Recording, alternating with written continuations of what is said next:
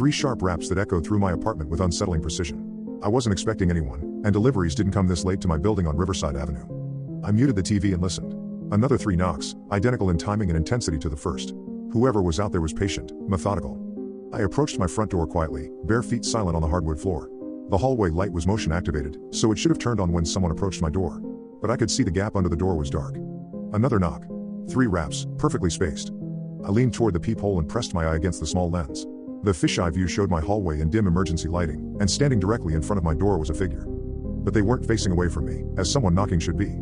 They were facing the door, facing me, and pressed against the outside of the peephole was another eye, staring directly back into mine. I jerked away from the door so fast I stumbled backward into my coffee table. The eye had been pale blue, almost colorless, with a pupil so dilated it looked like a black hole. And somehow, impossibly, it had been perfectly aligned with a peephole, as if they knew exactly where I would look.